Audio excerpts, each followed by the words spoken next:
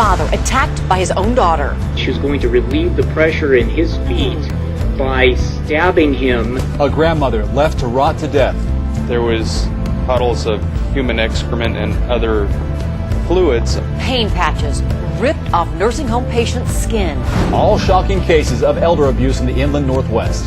Then they will isolate the victim, and that's when victimization starts. Tonight, how easily caretakers can become the abusers.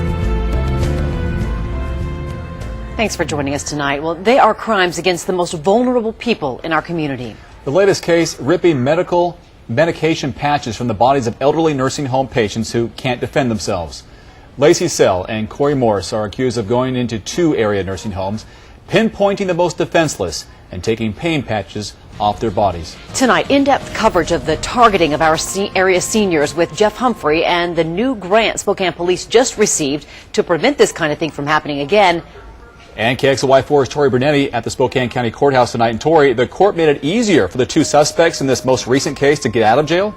Yeah, today in court, prosecutors asked for Lacey Sell and Corey Morse bonds to remain at $50,000, saying that they're a risk to the most vulnerable members of our community. But the judge reduced both their bonds.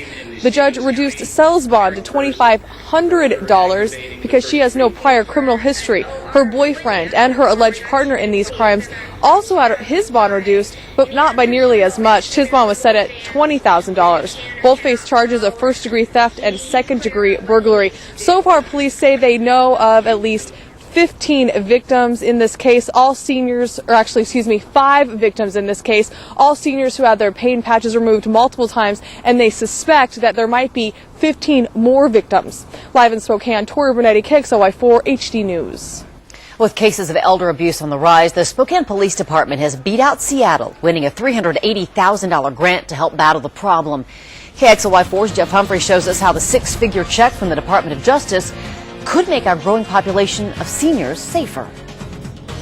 She had the idea that she was going to relieve the pressure in his feet by stabbing him. 85-year-old Ira Holcomb was allegedly attacked by his own daughter with a pair of scissors. Further, there was puddles of human excrement and other fluids, I'm not sure what they were, pooled around the bed. Michael Barassa left his grandmother to rot to death in her own bed. Apparently Michael didn't let other people or family members into the house.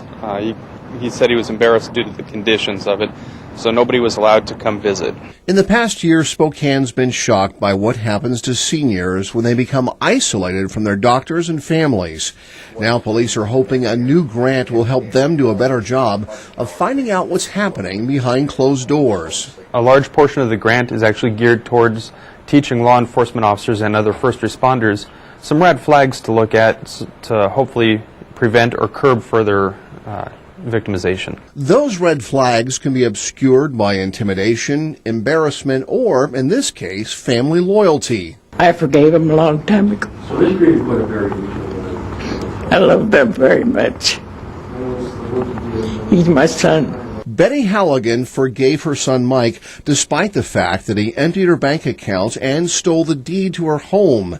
Investigators are hoping their new grant will help them detect an increase in elder fraud as our failing economy forces adults to move back in with their parents. There's a definite pattern involved. They move in, they become more trusted than they already were, eventually become possibly a caregiver, then they will isolate the victim, and that's when victimization starts fully. Unfortunately, that victimization does more than just rob a senior of their savings. Studies show that once someone 65 years or older has been physically or financially abused, they are 3 times more likely to die than someone who's not been taken advantage of. Reporting in Spokane, Jeff Humphrey, KXLY4.